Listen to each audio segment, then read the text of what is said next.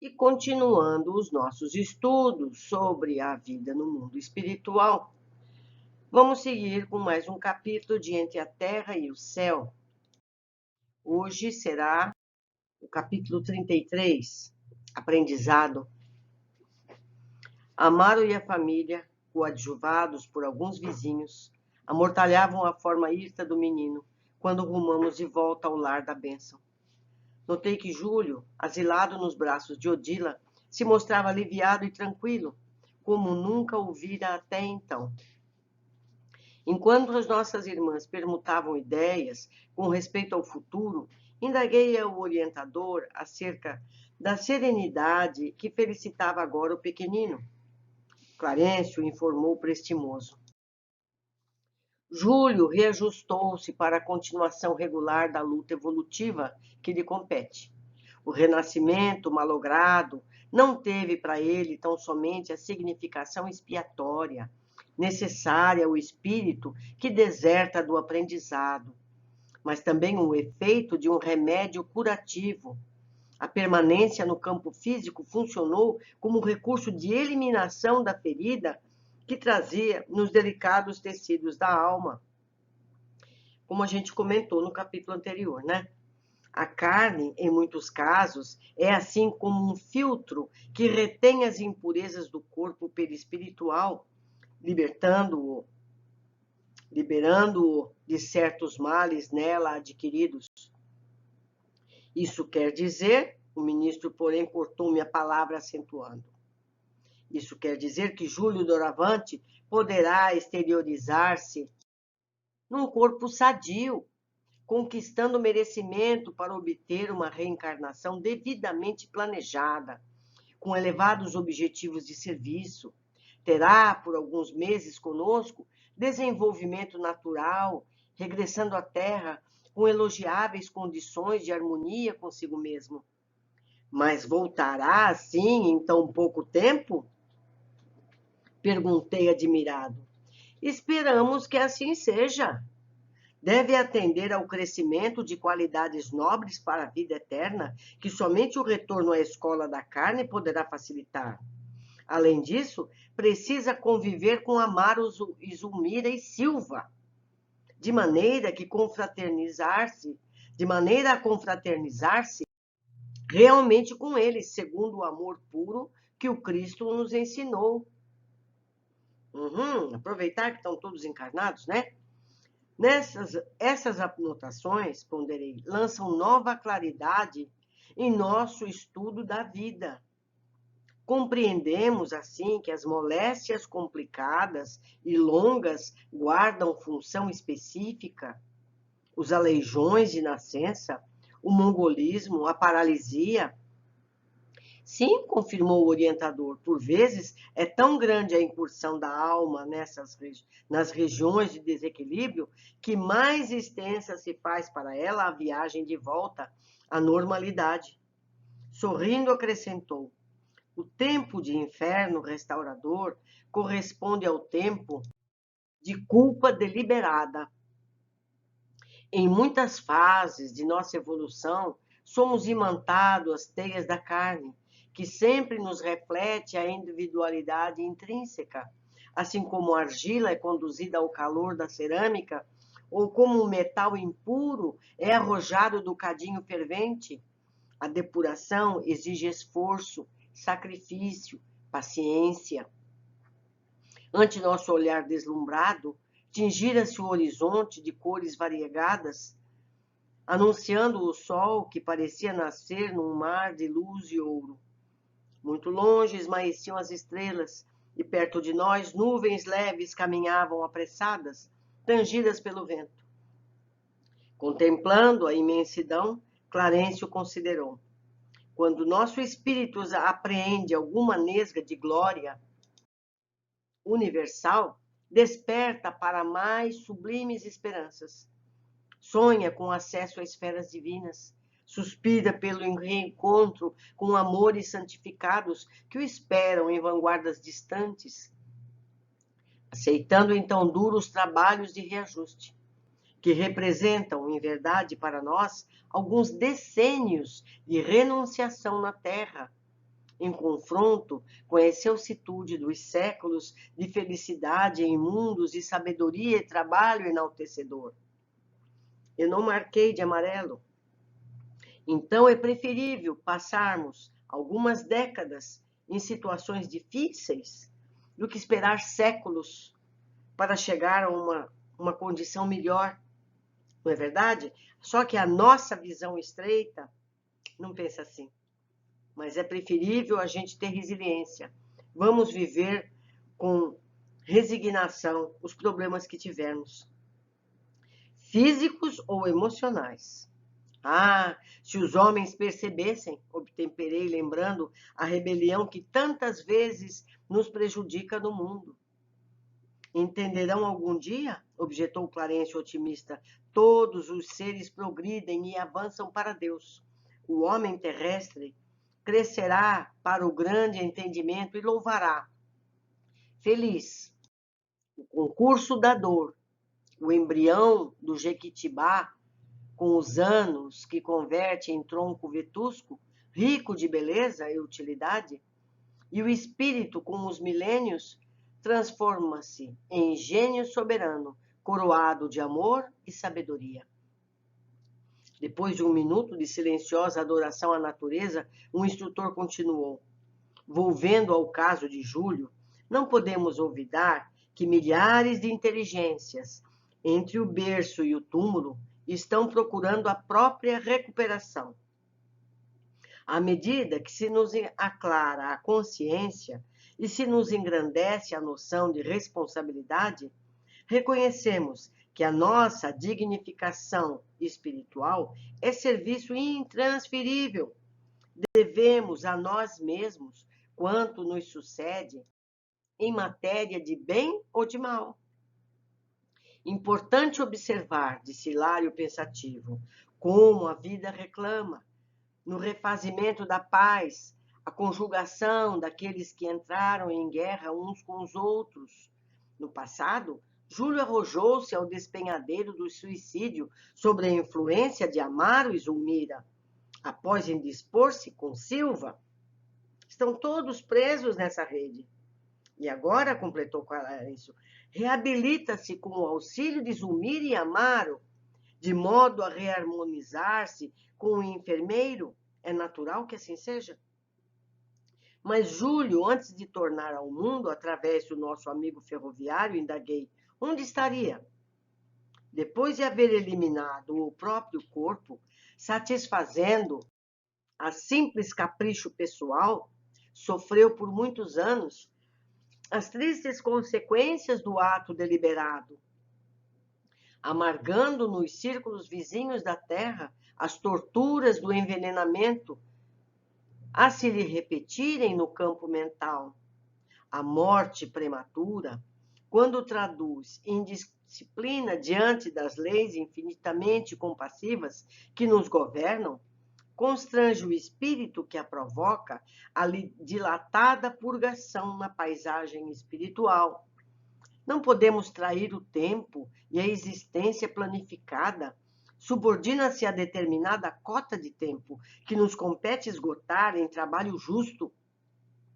Quando esses recursos não são suficientemente aproveitados, arcamos com tremendos desequilíbrios na organização que nos é própria. Sofreria, porém, a sós?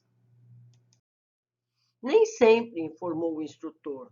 Quando não se achava em martirizada solidão, via-se, como é lógico, onde se lhe mantinha preso o pensamento.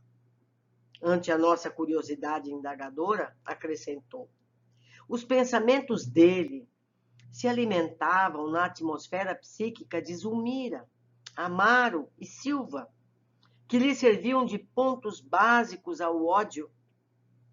Ensinava Jesus que o homem terá o seu tesouro onde guarde o coração. E, efetivamente, todos nos imantamos em espírito às pessoas, lugares e objetos aos quais se liguem os nossos sentimentos. Mas Júlio estava em contato com eles nas esferas espirituais ou nas experiências do mundo físico? Partilhava-lhes a vida simplesmente. E a vida, em qualquer setor de luta, é invariável. Entretanto, por detestar Amaro mais profundamente, pesava com mais intensidade sobre ele. O ferroviário, na existência do espaço, conheceu-lhe a perseguição acérrima, ouvindo-lhes as acusações, as queixas, nas regiões purgatoriais, e ao se reencarnar na atual condição, foi seguido de perto por Júlio, que lhe afligia a mente, dele exigindo o necessário concurso à formação de novo corpo. Em razão da leviandade de Amaro, quando na personalidade de Armando, caminhava para o suicídio. Por isso mesmo, a lei permitia-lhe a união com um amigo transformado em desafeto, companheiro esse do qual reclamava a renovação da oportunidade perdida. Clarencio fitou-nos de modo especial e aduziu. Entre o credor e o devedor, há sempre o fio espiritual do compromisso. A gente não se separa nunca, até que se transforme em amizade. Aí torna a não se separar, primeiro unidos pelo ódio e depois unidos pelo amor, não é?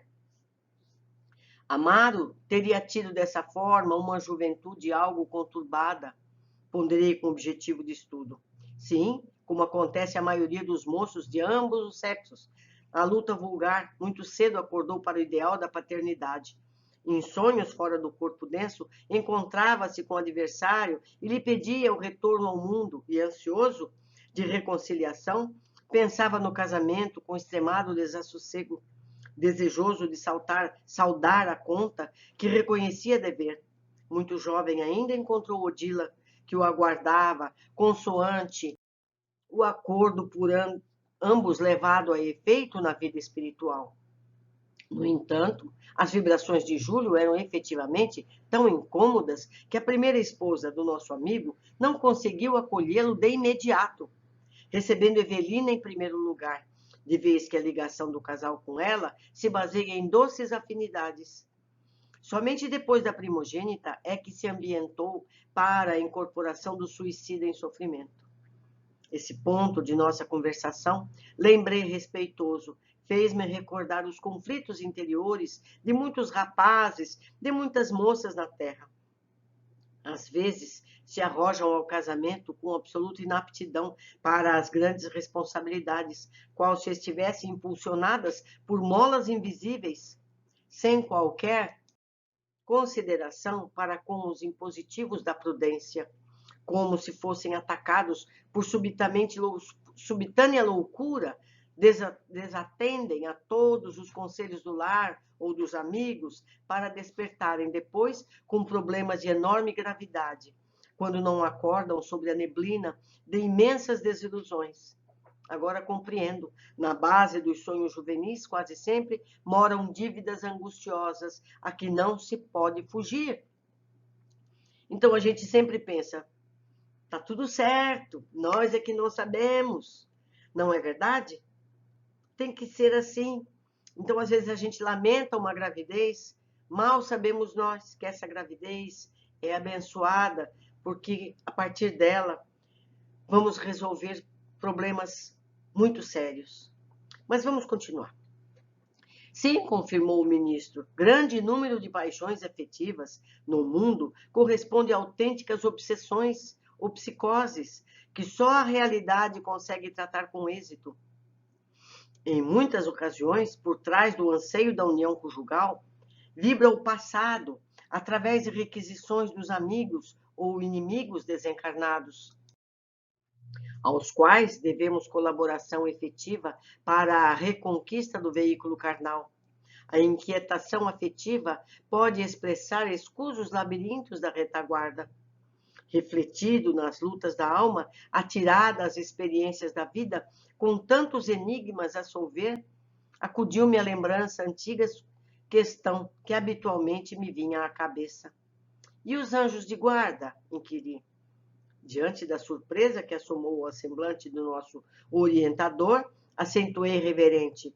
perdoa-me, mas ainda sou estudante incipiente da vida espiritual. Os anjos da guarda estão em nossa esfera? Clarencio encarou-me admirado e sentenciou: os espíritos tutelares encontram-se em todas as esferas. Contudo, é indispensável tecer algumas considerações sobre o assunto. Os anjos da sublime vigilância, analisados em sua excelsitude divina, seguem-nos de longa estrada evolutiva, desvelam-se por nós, dentro das leis que nos regem. Todavia, não podemos esquecer que nos movimentamos todos em círculos multidimensionais. A cadeia de ascensão do espírito vai da intimidade do abismo à suprema glória celeste. Ligeira pausa trouxe paternal sorriso aos lábios do instrutor, que prosseguiu: será justo lembrar que estamos plasmando nossa individualidade imperecível no espaço e no tempo, ao preço de continuadas e difíceis experiências. A ideia de um ente divinizado e perfeito, invariavelmente ao nosso lado, ao dispor de nossos caprichos ou ao sabor de nossas dívidas, não concorda com a justiça. Que governo terrestre destacaria um de seus ministros mais sábios e especializados na garantia do bem de todos para colar-se indefinidamente ao destino de um só homem, quase sempre renitente cultor de complicados enigmas e necessitado, por isso mesmo, das mais severas lições da vida? Pensemos nisso. Por que haveria de obrigar-se um arcanjo a descer da luz eterna para seguir passo a passo um homem deliberadamente egoísta e preguiçoso? Tudo exige lógica e bom senso. Com semelhante apontamento, quer dizer que os anjos de guarda não vivem conosco? Não digo isso, asseverou o benfeitor, e com graça aduziu: o sol está com o verme, amparando-o na furna, a milhões de quilômetros, sem que o verme esteja com o sol. As irmãs que seguiram conosco lado a lado, embevecidas na contemplação do céu, comentavam carinhosamente o porvir de Júlio, psiquicamente distanciadas de nossa conversação. O apontamento de nosso orientador impunha-nos graves reflexões. Talvez por esse motivo, o silêncio tentou apossar-se do grupo, mas Clarencio, reconhecendo que o assunto demandava elucidação mais ampla, continuou: anjo, segundo a acepção justa do termo, é mensageiro. Ora, há mensageiros de todas as condições e de todas as procedências, e por isso a antiguidade sempre admitiu a existência de anjos bons e anjos maus. Anjo da guarda, desde as concepções religiosas mais antigas, é uma expressão que define o espírito celeste que vigia a criatura em nome de Deus, ou pessoa que se devota infinitamente a outra, ajudando-a, defendendo-a em qualquer região. Convivem conosco os espíritos familiares de nossa vida e de nossa luta, dos seres mais embrutecidos aos mais sublimados. Temos a corrente de amor, cujos elos podemos simbolizar nas almas que se querem ou que se afinam umas outras, dentro da infinita gradação do progresso. Divina gradação do progresso. A família espiritual é uma constelação de inteligências cujos membros estão na terra e nos céus. Aquele que já pode ver mais um pouco auxilia a visão daquele que ainda se encontra em luta por desvencilhar-se da própria cegueira. Todos nós, por mais baixo nos revelemos na escala da evolução, possuímos não longe de nós alguém que nos ama, a impelir-nos para a elevação. Isso podemos verificar nos ciclos da matéria mais densa. Temos constantemente corações que nos devotam estima e se consagram ao nosso bem. De todas as afeições terrestres, salientemos, para exemplificar, a devoção das mães. O espírito maternal é uma espécie de anjo ou mensageiro, embora muita vez circunscrito ao cárcere de ferro egoísmo na custódia dos filhos. Além das mães, cujo amor padece muitas deficiências, quando confrontado com os princípios essenciais da fraternidade e da justiça, temos afetos e simpatias dos mais envolventes, capazes dos mais altos sacrifícios por nós, não obstante condicionados a objetivos por vezes egoísticos. Não podemos olvidar, porém, que o admirável altruísmo de amanhã começa na afetividade estreita de hoje, como a árvore parte do embrião. Todas as criaturas, individualmente, contam com louváveis devotamentos de entidades afins que se lhes afeiçoam. A orfandade real não existe. Em nome do amor, todas as almas recebem assistência onde quer que se encontrem. Irmãos mais velhos ajudam os mais novos. Mestres inspiram discípulos. Pais socorrem filhos. Amigos ligam-se a amigos. Companheiros auxiliam companheiros. Isso ocorre em todos os planos da natureza. E fatalmente na Terra, entre os que ainda vivem na carne e os que já atravessaram o escuro passadiço da morte, os gregos sabiam disso e recorriam aos seus gênios invisíveis. Os romanos compreendiam essa verdade e cultuavam os numes domésticos. O gênio guardião será sempre um espírito benfazejo para o protegido, mas é imperioso notar que os laços afetivos em torno de nós ainda se encontram em marcha ascendente para mais altos níveis da vida. Com toda a veneração que lhes devemos, importa reconhecer nos espíritos familiares que nos protegem grandes e respeitáveis heróis do bem, mas ainda singularmente distanciados da angelitude eterna. Naturalmente avançam em linhas enobrecidas, em planos elevados, todavia ainda sentem inclinações e paixões particulares no rumo da universalização de sentimentos. Por esse motivo, com muita propriedade, nas diversas escolas religiosas, escutamos a intuição popular asseverando: nossos anjos de guarda não combinam entre si. Ou ainda, façamos uma oração aos anjos de guarda, reconhecendo-se instintivamente que os gênios familiares de nossa intimidade ainda se encontram no campo de afinidades específicas e precisam, por vezes, de apelos à natureza superior para atenderem a esses ou aquele gênero de serviço.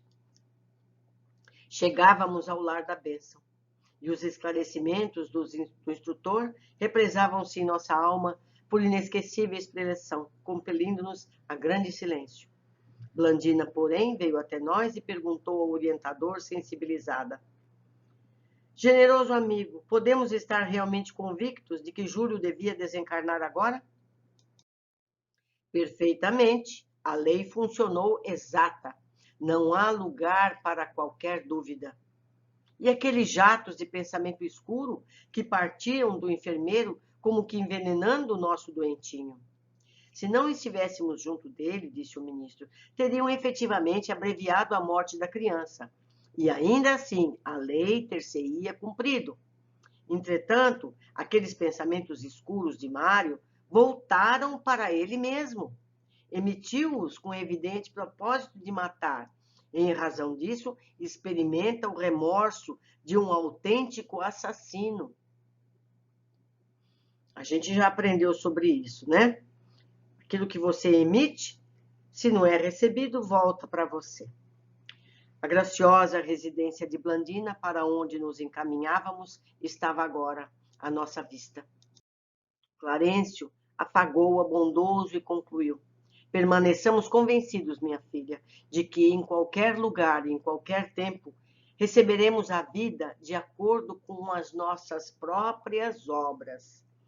Nós já estamos bem informados a respeito disso, né? A cada um segundo suas obras. Mas vamos às observações, que são muitas, são muitas. Júlio, asilado nos braços de Odila, se mostrava aliviado e tranquilo, como nunca o vira até então. Renascimento malogrado não teve para ele tão somente a significação expiatória necessária ao espírito que deserta do aprendizado, mas também o efeito de um remédio curativo. A permanência no campo físico funcionou como recurso de eliminação da ferida que trazia nos delicados tecidos da alma. Júlio regenerou o perispírito através do corpo físico que adoeceu. Sempre nos curamos. Mesmo que a morte venha, o perispírito depura-se. Precisamos valorizar o corpo que temos e também as doenças que tivermos, pois temos o que precisamos. Mas isso não é desculpa para não buscar a cura. Não sabemos até onde vai a necessidade das dores, não é? As pessoas sempre questionam sobre o tempo que ficamos nos planos espirituais. Isso depende de muitos fatores. Quando Júlio matou-se, passou largos anos em sofrimento nos planos inferiores. Não é? Ele teria que viver X anos, ele abreviou, ele foi viver X anos em sofrimento. Depois vimos Júlio nascer 2 vezes numa mesma família, curto período no plano espiritual, e voltará novamente em pouco tempo e para o mesmo agrupamento de pessoas. Mas voltará assim em tão pouco tempo? Perguntei admirado. Esperamos que assim seja. Deve atender ao crescimento de qualidades nobres para a vida eterna, que somente o retorno à escola de carne poderá facilitar. Precisa conviver com Amaro, Zulmiro e Silva, de maneira a confraternizar-se. Imaginemos, se o Júlio fosse dessa vez para o plano espiritual e ficasse lá 30 anos, essas Amaro, Zulmiro e Silva estariam velhos. Ele não poderia ter a relação que ele precisa ter com eles.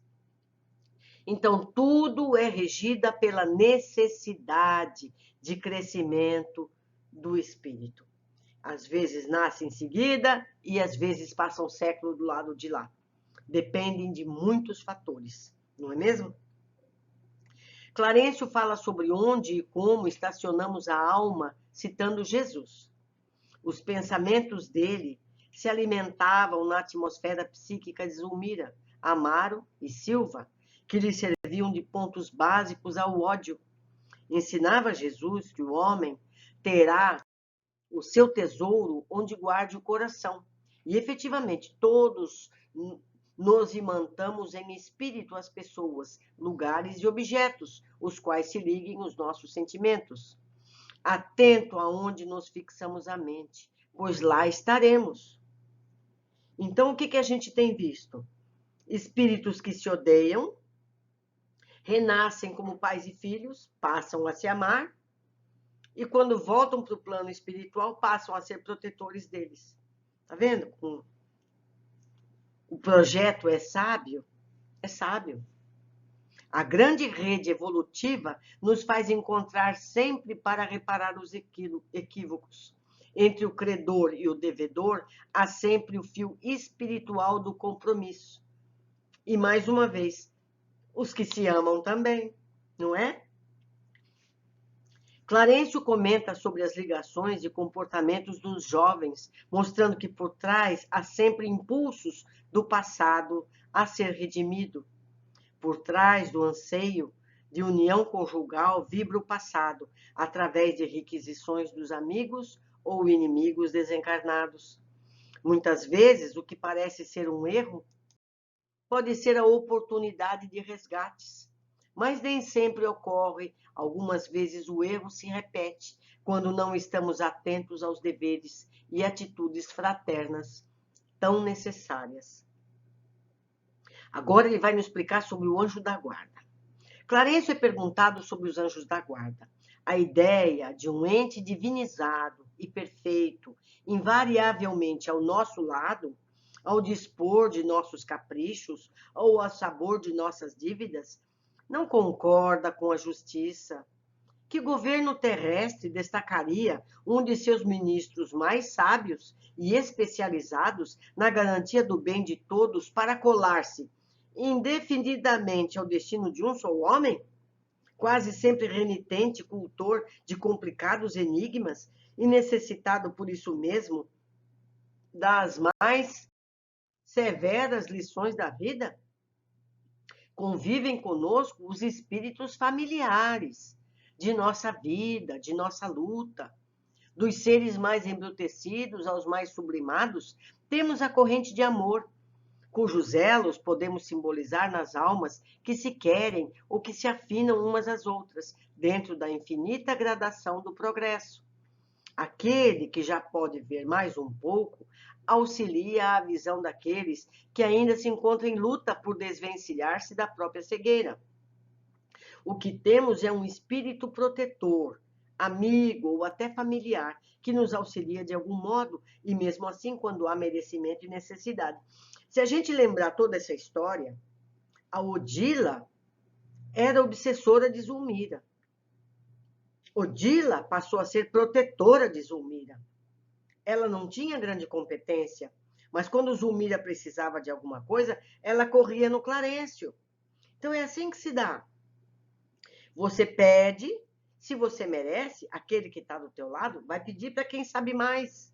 E assim sucessivamente. Então, nossos pedidos devem ser sempre abrangentes.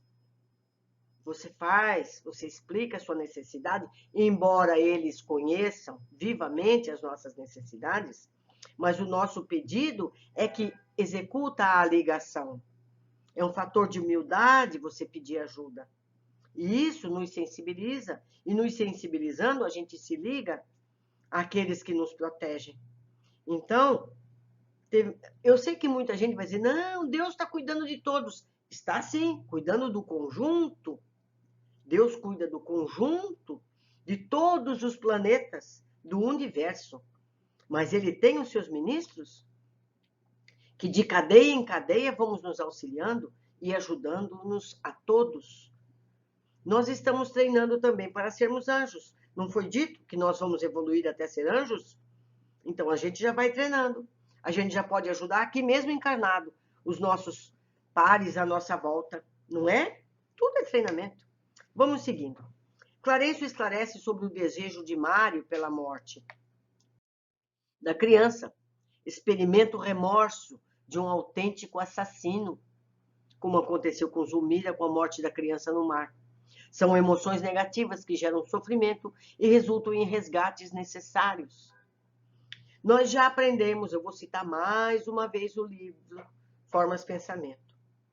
Quando você emite um pensamento para determinada pessoa, seja qual for o pensamento, bom ou mau, ele se achega à pessoa que a gente dirigiu. Se a pessoa é merecedora, ela recebe aquele pensamento, bom ou mau. Se ela é má, ela vai receber o mal. Se ela é boa, ela vai receber o bom. Mas se você manda um pensamento para uma pessoa que não merece, aquilo volta, aquela energia volta para o emissor. Então, se a gente só tem bons pensamentos, se a pessoa não merece aquilo, volta para nós um bom pensamento. Mas se você emite um mau pensamento, você vai receber de volta, se a pessoa não merecer. Então, vale aquele outro raciocínio. Quando uma pessoa nos fala alguma coisa negativa, nos manda uma coisa dessa natureza, a gente, racionalmente, não estou falando só pensamento, a gente costuma dizer que isso é como um presente. Se chega um presente na sua porta, com laço de fita e tudo, e você não pega esse presente, ele não te afeta, ele volta para onde ele veio. Essas vibrações é a mesma coisa. Então, quando a pessoa te manda uma coisa dessa, xinga você, discute com você, te xinga, basta você não receber o presente. Não receba essas ofensas. Releve. Isso tudo volta para ela. Não é verdade? Ficamos por aqui com mais esse capítulo, onde aprendemos muita coisa. Temos aprendido bastante com essa série de André Luiz e vamos continuar aprendendo. Eu espero vocês no próximo capítulo. Um abraço para todos.